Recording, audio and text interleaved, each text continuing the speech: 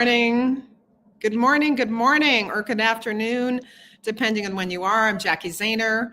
We'll just give everyone a few seconds to join us. If you're watching this on a recording, welcome.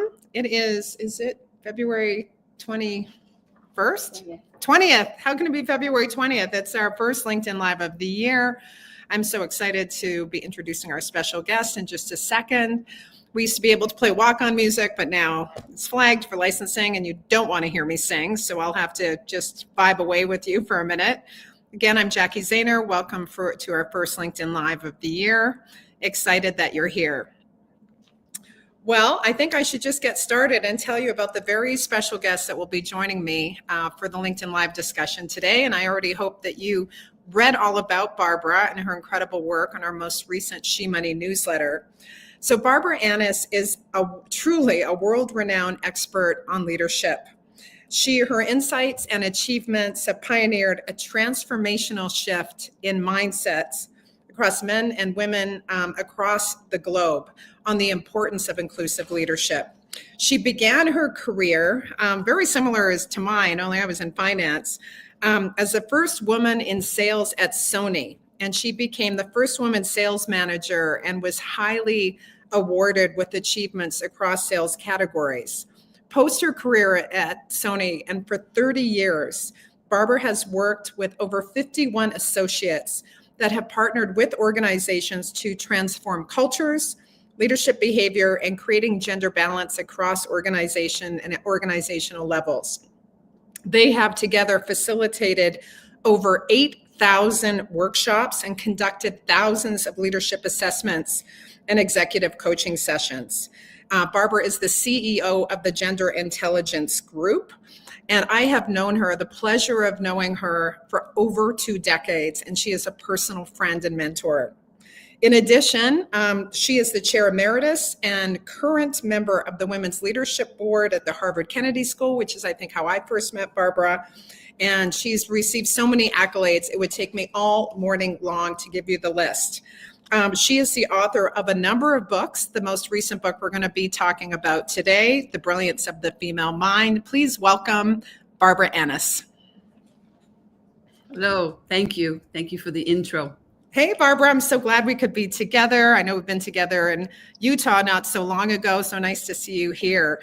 Obviously, we're here to talk about so much, but first and foremost, your latest book, The Brilliance of the Female Mind. So, of course, I read it. I'm so excited to dig into a lot of the content of which today, but this is, I think I have this right, your 6th book. So why this book for you now at this point of your career? So there are 2 reasons for this book. One is to continue to shift mindsets in the world around truly valuing the brilliance that women and girls bring to this world of ours. And we'll dig in deep on that. That's one. Second is we need women's brains more than ever. And you'll see that when we talk about, the brain differences and so on, the why behind that.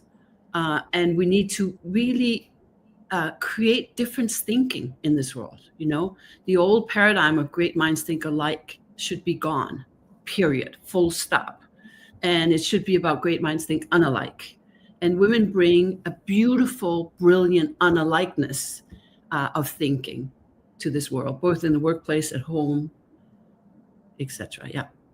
Well, and of course, I love the title. And I'm excited to dig into some of the science around this difference because we do live in a world now where certain words like gender, words like diversity, equity, inclusion are quickly disappearing from the lexicon and also mandated in certain cases to not be used and not be funded, obviously. And we're going to dig into a little bit of that later. Yet you were a pioneer and really coined the term gender intelligence. Yeah. So, and that resonated with me so deeply. So explain sort of how this way of thinking about difference sort of came to be and how you came up with this term gender intelligence. Yes, it was really an important thing. It happened about 25 years ago. Prior to that, I was really looking at gender equality. How can we create more equitable workplaces and equal rights for women and so on. And I was on a stage somewhere in Silicon Valley, and I just remember thinking to myself, wow, we need to reframe this. The reason we need to reframe it is that gender equality, it's like we're fighting for something. You know what I mean? We're trying to fight to get attention for equality. What about gender intelligence? Like, who wouldn't want to be gender intelligent? So it became a different kind of listening and a different approach to it when I coined the term gender intelligent. And both men and women were curious. So it created this open curiosity without the weight of gender equality.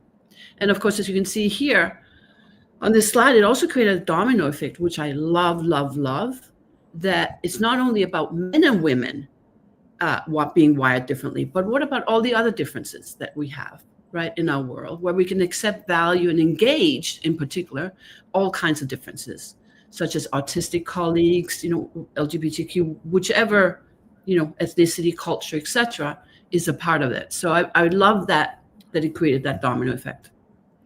Yeah, and I feel like your work, and I think it's one of the reasons it's resonated so much with me over the years, having attended so many of your workshops, deep dives. You were so committed. I mean, you were the most committed person I've ever met when it comes to, again, creating more inclusive cultures, but really sort of emphasizing the power of difference.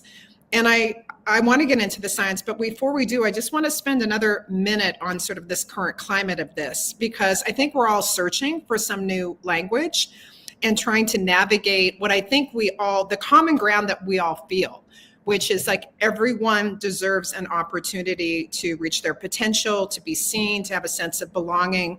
And before we dive into the neuroscience, which I think everyone's going to be super excited about, we have some great slides. Let's just anchor it a little bit more in sort of where we are now, and in particular, what this means for women's leadership at this moment. Yes, yes. So, and I know it's a little US centric in terms of the conversation we're in right now, but it is kind of ricocheting around the world as well. Do you know what I mean? And yes. People are watching, people are watching. The good news is that our clients are staying the course. Not only are they staying the course, but they're actually deepening their commitment, right? Which I love. And the whole rolling out of workshops, men and women working as colleagues, has kind of accelerated in the last few months, which I find quite interesting. So back to your point, gender difference is not going to go away anytime soon. It's just not, right? And you can deny words, but you can also reframe words, right? So we're in the middle of reframing D&I, which I know we're going to get to that question a little later, is how do you transform that in a way that everyone, yes, feels valued and a sense of belonging, without calling it Black Lives Matter, but just difference thinking and valuing those differences is super important. But I don't think, at least I'm not going to be at the effect of what's happening. I'm just not, I'm just not, right? I'm navigating this, taking the high road and speaking the truth, and that's, the more we can do that, the better it is, because otherwise we're going to create some really, really almost intentional blind spots, Yeah. And that's worrisome, and I'm not going there, Well, and we can't be afraid to show up in the workplaces and have challenging conversations. And I feel like so much of your work is anchored in very practical strategies that help organizations innovate, thrive, make more money, create folks that are better listeners, better communicators. So all of this is anchored in human flourishing in the workplace. So, and I think we've lost the narrative on that a little bit too, because I think there are strategies.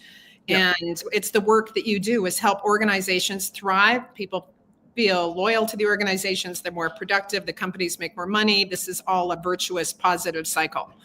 And, and the wonderful thing about it is that once you have the eyes to see it, it's just not going to go away ever. It just doesn't go away, So when I hear men and women say, I wish I knew this 30 years ago, or 20 or 40, or, I could have been a better boss, a better colleague, a better partner, etc. Right? I'd love for that conversation to disappear and get this knowledge out there. And as we, announce up level, I think there's going to be a huge opportunity there. But once, and of course, we're going to show you some brain slides that will never go away from your brain ever. You're going to see it go, what? Seriously? Is this possible? Right? So I love that kind of imprint, that aha moment that kind of imprints in you, right? which of course I did deliberately in the TED Talk, right? In showing some of these brain slides. Yeah. Yeah. Well, let's jump into them. We don't usually show slides, so I'm excited to dig in. And that is, again, having been in many spaces, and we're, men and women together, all types of folks together. When people see these slides, you hear gasping and laughing, and there was a visceral reaction, which I know we're not going to be able to capture today. So let's start with this one. So Barbara, anchor for us a little bit, maybe before we jump into this slide. Yeah. Sure. Like how you came upon the science, the brain science that sort of fuels and informs your work and sort of framing gender intelligence and in the way that you do. And then we'll jump into this slide. So my biggest aha moment was in 1990, where I discovered that there were brain differences between men and women. And I resisted it, by the way. It was like, no, let's not go there, because it might hurt women, right? But when I got into the neuroscience, I went, oh my goodness, this affects every part of our body. Every body system is different, right? And the slide that you see here now is the latest piece of research that AI now can tell, as you can see here, with 90% accuracy. I used to say 80-20. There's a bell curve here, right? And now, just as of last year, it's they now can see it 90%. And we'll dig a little deeper into that. But, in 1990, we didn't have AI. In 1990, we had MRI scans, we had X-rays, we had PET scans, where we could see, and that cost a lot of money and took a lot of time, right? But since 90, we've covered over 1 million brains, in 30 countries and all continents. So the body of research is incredible. I mean, it truly is incredible. And we need to make it available in Main Street, to be available, right? So we're really figuring out how we can do that at the click of a button so that people can see that, because boys and girls learn differently. We'll cover that when we look at some of these slides. And that's so important to understand that. Otherwise, we're blaming boys for being boys and how they learn, and vice versa. So I have a lot to say about this. But this is the latest scan. And what's really curious about this is that when Stanford announced this, they said, oh my God, brand new research about AI now can detect these 90% accuracy rates. And it's not brand new. It's been around since 1990. We just used a different methodology to do the research. Yeah. Well, and thank you. And I just was with someone who actually worked at the Khan Academy at their school. I can't remember the name of it last night, but as an educator, amazing friend of mine. And she was saying, and does coaching around colleges, she said neuroscience is actually one of the hottest majors now. And because of the research and our ability to actually look at the brain. Yep. And my daughter actually is a neuroscience major, just graduated and is working in that field as well. Like the amount of discovery that's coming with respect to the brain, I think you're right. It's been around a long time, but now it's just exploding. Yes, absolutely. Yep. So I want to go into this next slide. But before we do, I just want to say one thing that shows up for me and did show up for me when, you recently gave a talk here in Utah, is how I feel uncomfortable sometimes talking about women's brains and men's brains. And I know there is a spectrum and there is difference, but I think what makes me uncomfortable is so often when it comes to gender, but also to the sex, that difference means inferior. Right. And I think that's why I love your work. And I think we have to get this really hard in our heads that we've been socialized in a way that means difference is bad. If it's not the normative, which in the normative in the culture that we live in is male, and the normative in terms of power and organizations is white male. So I think they're great white men. This is not anti anything, but I really just want to name that some of the discomfort, and even see if we go through these slides, if it shows up for people, is because we've been socialized to see difference as a negative, and difference when it comes to male, female as inferior. I agree with that, Jackie. And one more thing that I want to add about that I really think kind of puts the edge in it too, is we were brought up in an egalitarian way, right? So equal. I mean, I'm Danish, you can hear my accent, right? So I was brought up in Copenhagen, and we were taught about gender equality and egalitarian, and egalitarian meant sameness, right? There was actually a book out back in the 80s called Androgynous Manager, where they wanted everybody just to fit into one thing, dress this way, just horrible messages in there. And what I love, is that, as you said, not only the neuroscience, which is accessible now, right? So you can see it, right? And the beautiful thing about the neuroscience is that they went further. They didn't just go, okay, we see that there are men and women, boys and girls. What other differences are there? What about autistic brains? What about LGBTQ2 brains? I mean, it just opened up a freedom to say, wait a minute, I was born this way, people, right? So I think that's important, but we can go into the slides if you're ready for that. Yeah. So we don't have a ton of them, but you have a ton of them. And I'm sure people will be like, more Barbara after this, because I'm always more Barbara after I spend time with you. But let's go. But that's you talk about this one. You set this one up, because I love how you talk about this, and it always gets people smiling or laughing or agreeing. Sure. So one of the things, did I just lose you? No. Oh, okay. One of the things that, let me just get out of this for a sec, just so I'm here. There. One of the things that I ask all over the world before I show this slide, I say, how many women have ever asked a male colleague or a male partner when he's relaxing, or a boy when he's relaxing, what are you thinking? What do they say? And I hear the echo in the room saying, well, they say nothing. And I said, well, that's actually true. Men can actually think about nothing. So you look at this resting brain of male brain, there's very little neuron activity going on other than digesting and breathing and all of that. And look at the female brain at rest, it's on fire, right? So what's important to understand here is that men and women, boys and girls, distress differently, right?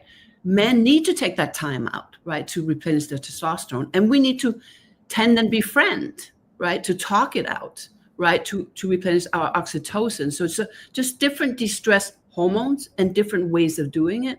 And often we misinterpret it, men, and we say, oh, well, if he says nothing, he's obviously hiding, or he doesn't want to communicate, or he's being rude, whatever it is that we assume in that. So it's a powerful imprint brain that for most people, if not all that I've ever heard say, that never leaves my mind, Well, and when I saw this, I was like, oh, that explains a lot in my own relationship for sure. And just to anchor, one of your previous books was a book that you wrote with John Gray, who is renowned for, Women for Venus, Men Are for Mars, which came out, I think, 20 something years ago.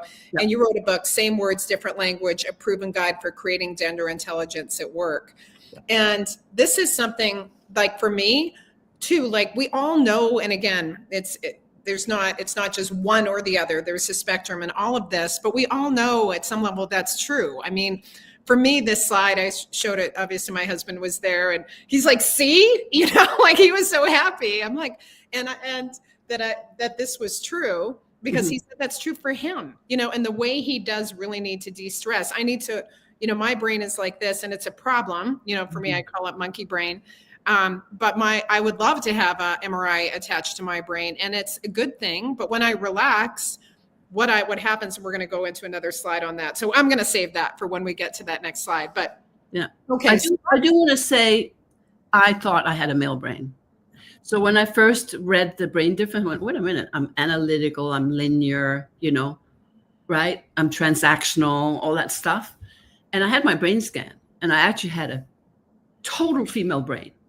But I had adopted my behavior when I was at Sony, in a male paradigm, to operate like a male brain, right? So it was a big, I don't know if I've ever shared this with you, but it was a big aha moment for myself, going, oh my goodness, we've been trying to fit into this box. You know what I mean? And it really unleashed my creativity when I saw that, in a very different way, which we'll cover. Well, thank you. And I also worked, as many of us do, that are of a certain age now. And when you grew up in certain fields, like I did in finance, I mean, there are cultures, and if the cultures are dominated by a certain person, and this is for men that work in female-dominated cultures, and oppositely, then the behaviors, the norm, what's normalized, talking it through, having lots of social time, like all of that, becomes what's accepted, right? As well, it's dominant, but it's just normalized. So, and sometimes after I learned a lot about your work, I'll just say personally, I don't know if I would ever say I had a male brain. I think I survived and thrived in a male dominated environment, but it also took a lot more energy for me because it wasn't as natural for me to figure out how to navigate and understand those, perhaps some of those behaviors and rules and ways of being that were not authentic to me. And I think this is, the famous quote, I think that, I don't know if it's Ann Richards or said, about women in a male dominated area, we have to do everything, men do, but backwards and in high heels. Yes. But I just want to recognize, because it's still true today. And this is about understanding culture, right? Understanding those dominant systems. And so much of your work is just naming and creating a curiosity about it. And understanding that if you're not part of that group that creates those dominant ways of being, that's hard. And you need to put a lot of extra work in to figure it out. So I think it's a lot about where this lands in organizational cultures is something that I'm curious about for you too, because it's, okay, this is true, but then what? Well, this is the thing, and I always say this, and I said it in the same words, different language, we're putting the cart before the horse, right? Because we think if we can just go and recruit a bunch of great women into the culture, that will handle it. No, it doesn't handle it. Women either will survive in that, not thrive, but survive, because it's exhausting when you have to contort yourself into a male thinking, right? I just spoke last week to a member of a huge company. She's on the board, and she said, when I go to those meetings, I have to do male think, and it's exhausting, right? So we work with boards to embed gender intelligence in boards and executives, as you well know, right? But to really shift that paradigm to that difference thinking is super important. And as we'll show you some more slides on that. Yeah. So let's get through, and I want to have lots of time for questions. Just, we have people here moderating the chat with us. We're going to bring your questions in and have lots of time for that. Well, let's do a little bit more of the science, because a lot of people are just not aware of it. And if there are questions about it, please feel free to post it in the chat and we'll try to bring it in. So talk to this slide, Barbara. Yeah. So a lot of society had conversation about nature versus nurture. Right. And they thought that if my son, my firstborn, his name is Christian, I wanted him to be a gender equality boy. You know what I mean? So no guns, no trucks, no nothing, right, etc. Right. And then, I gave him a Ken doll and he would pull the leg off and go boom, boom, boom, boom, kind of thing, like as a pistol kind of thing, or throw it down the stairs to see how it dive bombed down, right? That gravity thing. And this slide is so powerful, just to give you a sense of what we're looking at here, because we're actually looking at pregnancy. So these are pregnant mothers in the second and third trimester. And now that they have the MRI scans to safely look at this, and many countries in Europe have done this, and the US, saw the brain development in the second and third trimester, dramatic differences between male and female fetuses, right? So it doesn't mean that the male brain doesn't develop, it just develops differently, right? In a different modality than the female brain. So I think it kind of takes out this nurture nature thing, out of the equation, saying, they're hardwiring nature that we're born this way. And it's a good thing. And we can actually see the female brain with sensory input, cognition, and memory retrieval. And we can see that if you have young children, you'll find that your girls develop language much quicker than your boys, right? Boys do catch up. But just to understand these differences, and when we look at the next slide, if you have anything to add to that one, Jackie, we can go here. Yeah, go ahead. This is really the one, if anything you remember this one, right? So men tend to use convergent thinking. So if you think about that, and that's the blue side of the brain here versus the orange, you think about that, that's a linear thinking, that's weighing pros and cons, that's being in a meeting saying, yeah, well, this doesn't fit here. That's men saying, wait a minute, Jackie, what does that have to do with this conversation? Because you're diverging, right? You're looking at, wait a minute, if we do this, how could it impact over here, over here, over here, right? So women have this quantum thinking approach to connect things in a more impactful way that often men don't hear or see in women's brains, or as they communicate it out, right? One of your, it's not the employer that you work with, but one of your competitive employer had a woman CFO, and she was doing divergent thinking. And you remember with the crash in 2008, and she was saying, I know you know her. And she was saying, wait a minute, guys, we can't do this. we can't do this. What impact would it have here?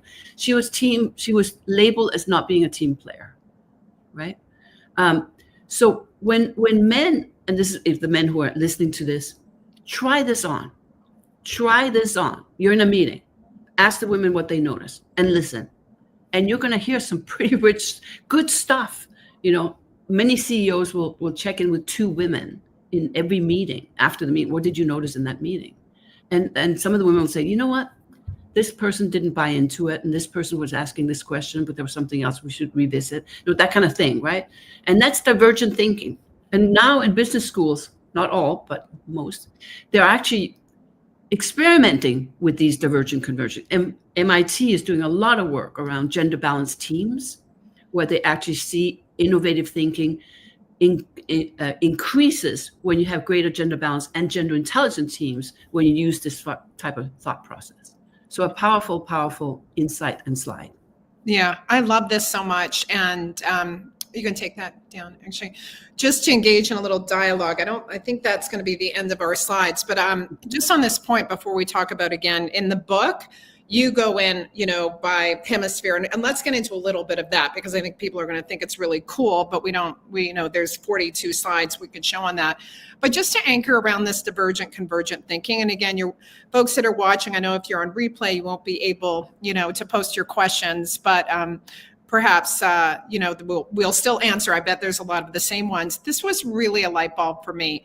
And I've done so many tests. I've done personality tests. I've done thinking talents. I've done, Enneagrams, like all of this stuff, right? And I'm so curious actually on some of those tools, because I have a feeling there are like certain profiles are probably more likely for one gender versus another.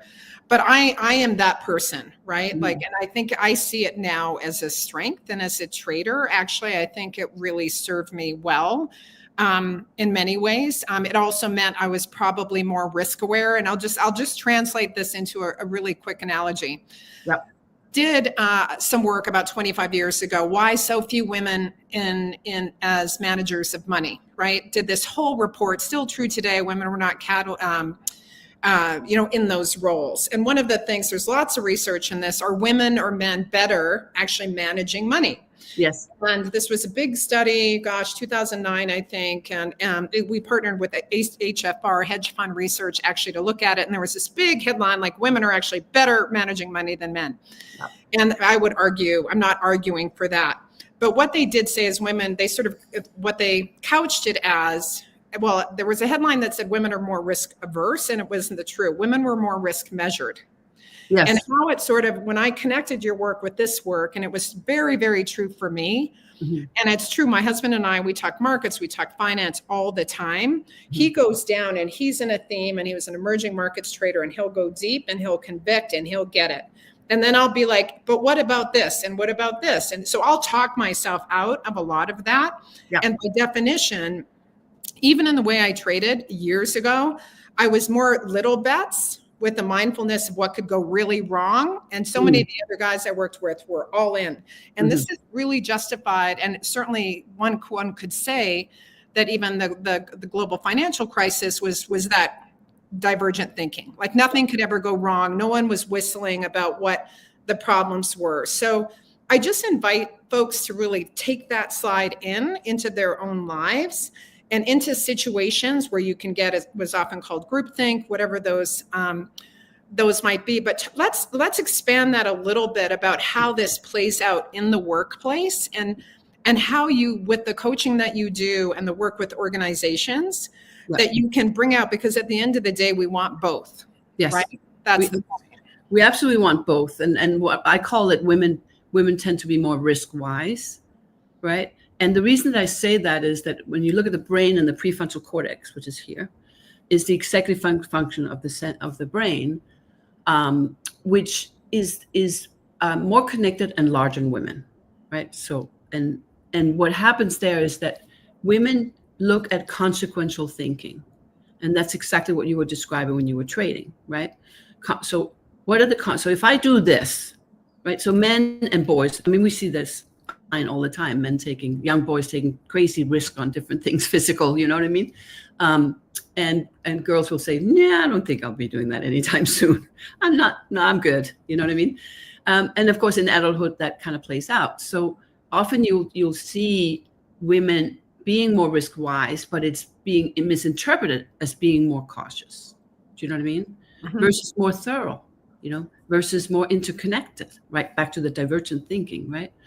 And I see that so often, even in classroom of boys and girls together, that girls tend to look at that saying, no, I'm going to break my leg if I do that, And so it's a really important thing. And you're right about the brilliance of the combination of these two approaches is where the congruence truly occur, right? That he looks at it this way, she looks at it that way. We have the best solutions when we have both brains, at work and at the table. Yeah.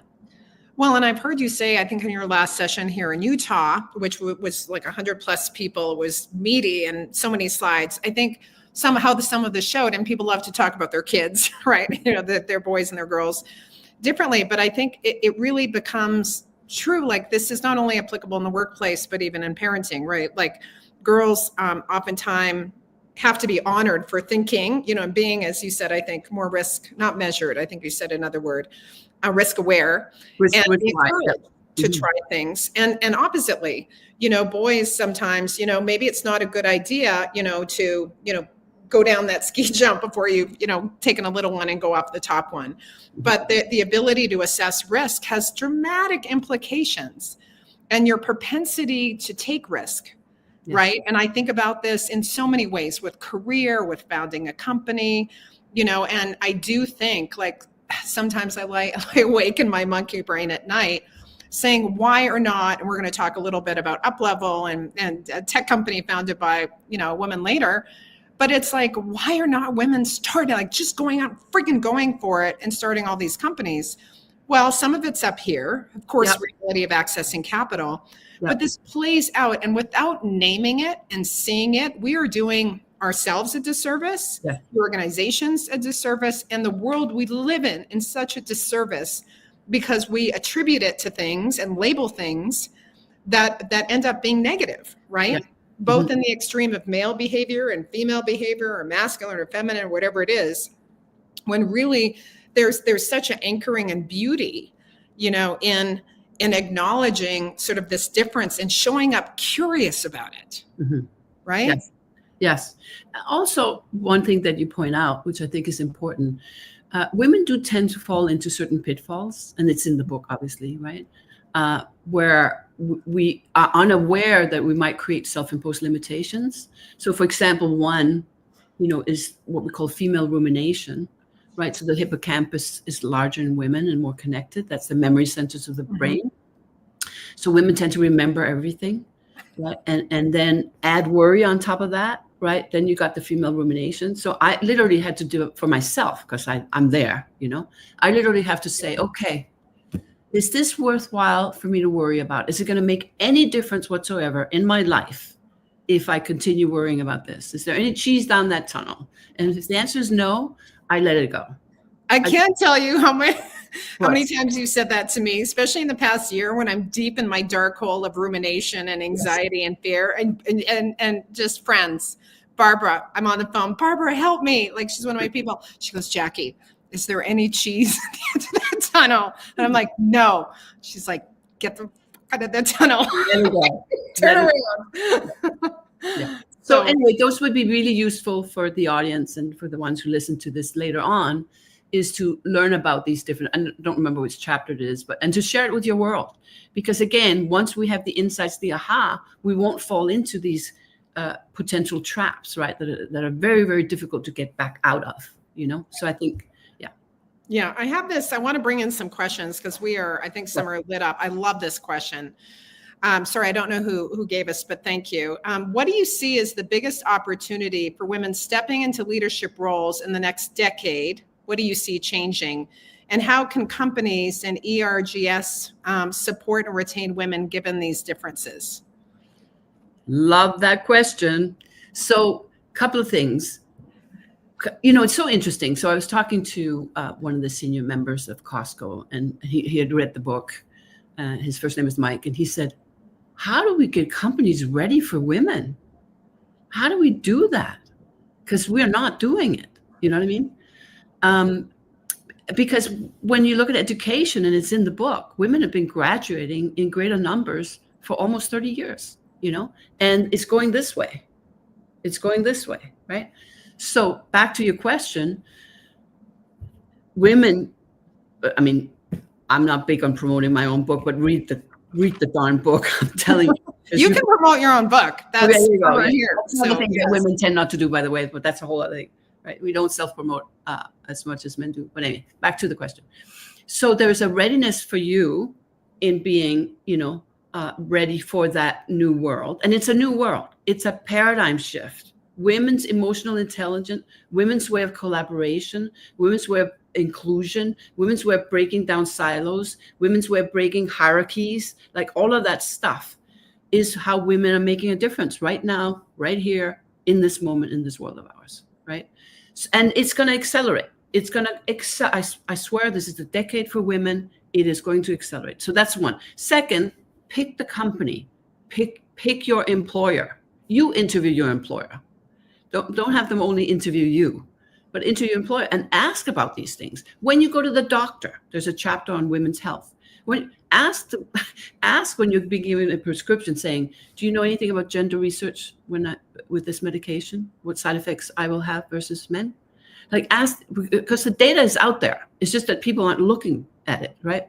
I had a friend, a doctor, a woman friend who you would also know, asking her doctor for this prescription, and she said, let me check. And she went online, she came back into the treatment room, and she said, I'm giving you the wrong stuff. I'm giving you the wrong stuff. Do you hear me? Yeah, I'm hearing you. It's a heart medication, for God's sake. I'm giving you the wrong stuff, right? So to answer that question in a long-winded way is be prepared, learn about this, do deep dive on this, and then pick your employer, right, around this gender intelligence. Because if they say something like, we're looking for what's a good fit, your antenna should go way up. Way up. You say, okay, what kind of fit is that? And then ask what the competencies are. And then check for yourself, does this resonate for me, right? Or am I ending up contorting myself yet again? Because we have 25-year-olds who feel like they're a foreigner in their own country in certain employers, right? It's not just, a generational thing. It's happening to all of us. So beautiful question. Thank you for that.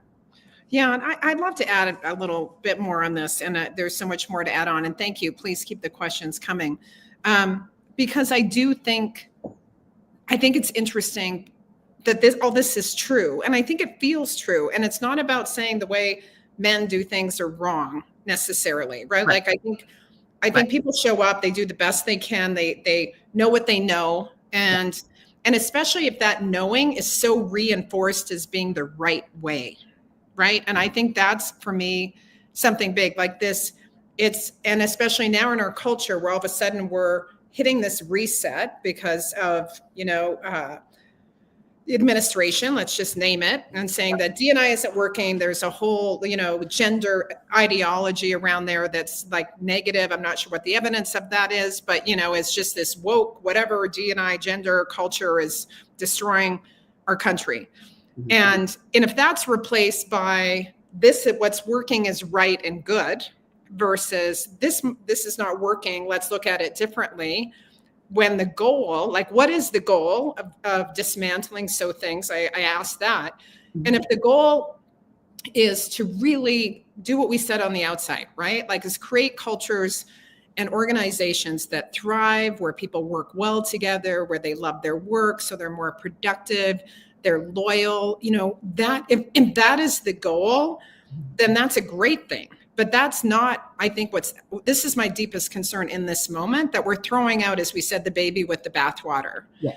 And this gets into, and how can companies, because if it's technically illegal, whatever that means, to have now any gender subgroup receive anything that's whatever, what is really going to go on in companies? I mean, I think some of them are going to not they might call it something else, but do the work. Or perhaps a better question is, what does it look like to do the work that works around this? Okay, so I will go there right now. Okay. Go. $8 billion is spent a year in diversity initiatives every year in the US alone. And there's no correlation to it having the kind of impact that they were expecting, right? Does that mean that there are certain things that work? Yes. And here are the things that work, right? Creating affinity groups and all things like that really hasn't had a correlation to inclusion. It's had a correlation to separation, right? So if you want to create inclusion and a sense of belonging, there are four things that are on top of the heat map that correlates to that. One is leadership. Leaders set the tone for culture, period, full stop. You can go into a meeting and the executive senior leader can come in and set the tone for that moment, right? Horrible, not, whatever. So leadership accountability on congruent leadership, which means being congruent with your intention, your behavior. And that's a learning component to that, right? So it's not just quota thing, but it's actually leadership behavior. Are you setting the tone for a culture where women thrive? Or anybody who's different thrive, like no kidding thrive, right? And I always say, 85% of consumer spending is done by women, and in Japan it's 92%, right? So, and when women feel valued, women don't buy brands, they join them. Do you know what I mean? Like, yes. I'll give an example. I mean, American Express, I have an American Express Platinum card. I love that, and I worked with that company for 7 years, not in it, but as a consultant, of course. But the way they embraced gender intelligence in the DNA of the culture blew my mind. So it wasn't just we went in and did some workshops and planted some seeds. They took it. They embraced it, they embedded it, they did it, So leadership accountability is one. Sponsorship. We really need to invite men to truly be comfortable with sponsoring women that they, have lots of respect and credibility for. Right now, #MeToo has kind of dampened that for a bit, right? But how can we truly accelerate that sponsorship? And how can women as sponsees be more self-initiated in their career? Because companies are not going to take care of you. You have to be more self-initiated, which is a whole other hour of conversation, right? And then, of course, talent management, and this is the AI world that you and I are very passionate about embedding gender intelligence into it, because right now AI tools on talent management are male coded, literally coded into male. So if I interview you and I take you through an AI process, you're not going to make the list. And you're like this brilliant mind. Do you know what I mean? Because it's a bro, white male, actually not even just white, but it's a male content, that there's tools that we've seen. And we can add more links to that, by the way, if you wish. Harvard Kennedy School did some interesting studies around AI and the male brain, so we can do that. And then the last piece is really learning, like how can we, men and women as colleagues, learn how to work effectively together. SAP did a brilliant job where they trained 5,000 managers around the world called Men and Women Working Together. And we had every country involved in that. It was really so powerful. And not only did the culture shift, but the amount of women, that they recruited and retained, as engineers went from like 7% to 26%, right, in record time. So, and that's a big global company, right? So, yeah. Well, it's so important, and I'm trying to. There's some beautiful comments that I'm seeing in the chat, and I think, and again, we always operate, especially here in the U.S. with what's going on. It's really a difficult time, and I think people are very confused how to show up. Yeah. And I think you said some really core things about what makes organizations thrive. Is this: we have to work together, and no one wants to work. If you don't feel like you belong and you feel like you're being targeted or not seen or not valued. That word I want to like write a treatise on like the word value, because I think why people leave, and really good people leave, is they don't feel valued, and they probably aren't valued because that's reflected in compensation. So I think how you just said those four things and recentering organizations to focus and think about, is it culture? Is that what you would call it? And can we even use the word inclusive? Like, give me some language here, Barbara, that feels current and can not alienate. And I'm not, because I don't want the work to stop. I don't want people to get scared and defensive and go back into their cubbies rather than showing up with commitment and curiosity to make their workplaces, not only work for them, but for others. Yeah. So D&I is transforming itself as we speak for the companies. We have 123 companies going, no, we're staying the course, and we're reframing it. Pride, joy, and belonging. Pride, joy, and belonging in everything that you do in this company, right? And they still look at the lens, because you gotta look. So we have this diagnostic process where we ask 72 questions, right? And we look at all the demographics and women, men and women, different ethnic groups, how men and women are feeling. And women of color tend to score things way lower than men of color. They still use all those lenses to get the intelligence out, so they know exactly what they're solving for. And of course, the how, which I just spoke about, how to do it, right? I am not worried about the current administration squashing that. I'm not, right? There are smart people in these companies who are figuring it out and reframing in a way that it still accelerates inclusion and belonging. Don't worry about it. It's happening. I see it every day. Well, that gives me some hope. I'm not sure I'm as hopeful. I know a lot of people have lost jobs, but to the point, they were jobs that were set up to fail, right, to some degree as well. And I think there's such an opportunity, and thank you for that language. And it still is human capital management, right? Maybe we just come back to that in a way that is different. And comes, that is anchored, I think, a lot more in science, right? And that's, again, a big reason to read this book, is you're going to, geek out on the science part of that. So thank you for giving me a little hope. Thank you, Jenny, for hope. So I've got another, I think, great question. We've got about 13 minutes, and please continue. This is going to live on. So leave your comments and questions. And even if we don't get to them today, because there is somewhat of a lag, we'll try to look at them and address them in a subsequent post here on LinkedIn. So the question is, are there any resources for teaching or presenting this in a school setting? What if kids understood this younger? And this is from Heidi. Hope I'm pronouncing this. De Graffrand. I hope I pronounced that. Great question, Heidi. Yeah. Yes, that is exactly what we need to do. And we are doing it. So Pearson Education is doing a lot of work in schools right now in educating teachers. And as you know, elementary school teachers are around 92% women, right? And my daughter is a teacher, and she's seen it live, where they will label a boy as being a problem when he's just different. He just learns differently. Like, boys can't have a lot of noise going on, right? And they need that kind of time out. You saw the brain, right? They need to tune out their brain and learn kinesthetically, right?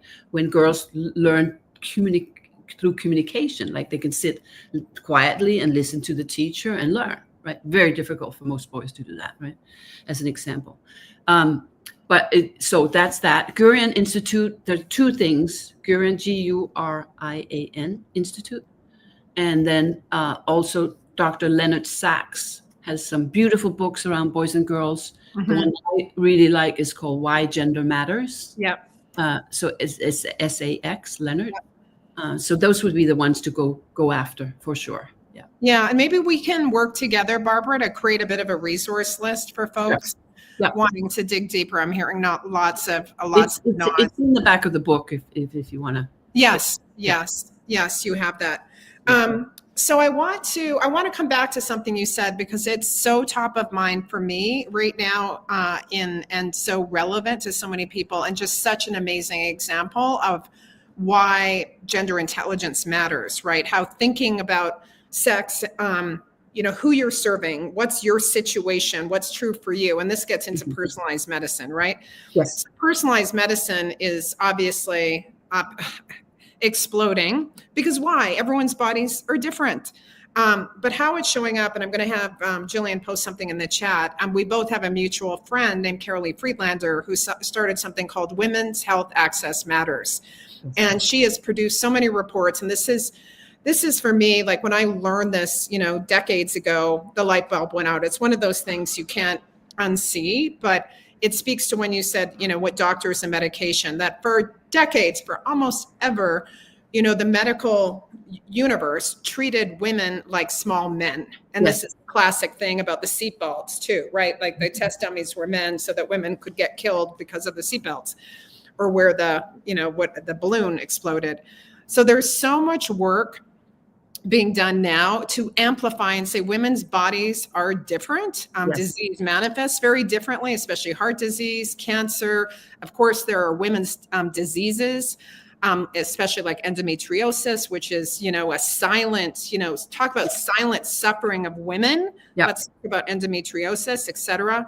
So I just want to point that out, because if you put on your glasses, and dare I say gender glasses, but glass difference glasses, and there's questions about LGBTQ and what we're learning about that. But if you accept difference as a good thing and something that's going to lead to innovation, lead to improving the quality of lives, lead to more inclusive workplaces, say a little bit more in your huge body of work about people that get it. And all of a sudden that light bulb goes off. And I know you've worked with leaders because once you get it, it's a good thing for your business. It's a good thing for you. It's a good thing for your relationships. It's just such a good thing. And yet we're stuck in this badness of difference and judgment of difference that's just breaking my heart. Yeah, I mean, one of the things that I have said for decades, it's not about blame. It's about understanding. But we have to understand. So we need to really practice learning agility and be able to stand in each other's shoes. But what I find is that when you get a sense of what's going on, so you mentioned 80% of immune disease is in women. And it can take up to 6 years for women to get the proper diagnosis, simply because there's lack of gender intelligent medicine. There is gender intelligent medicine, trust me, out there. We just have to ask the questions, I'll give you a beautiful example. Famous documentary filmmaker friend, Leslie Chilcott, her mother. She had been at a session with me, and a few weeks later, she was with her mom. And background, 72% of women who have heart attacks have very different symptoms than men. They don't have the crushing chest. They've got stomach flu-like symptoms, really very different symptoms. And if hospitals don't know that, and this happens. So Leslie takes her mom to the emergency, saying, my mom is not feeling well. And she says, it's very unusual. There's something weird, right? And they label her as having an anxiety attack and some stomach issues, right? And she said, I think it's her heart. And they said, no. I said, is there any heart doctor here that knows anything about gender intelligent medicine? She took her mother out of the emergency. She phoned around hospitals in Los Angeles area to find a doctor who knew about heart differences between men and women. And she was having a massive coronary heart attack. Get that? She's living today. If you didn't know, you didn't know, she would not be alive. So it's so important for us to, talk about this. My sister-in-law at 38 died on the front lawn of her house, getting into her car on a Monday morning, and she was feeling ill over the weekend. She had a massive coronary, and they thought that she, just needed to take some Tylenol, right? So we start asking different questions. We start asking, saying, well, if these differences are truly the case, how can we value them? How can we encourage them in the workplace? And we have 62 studies done on gender balanced teams at all the different levels.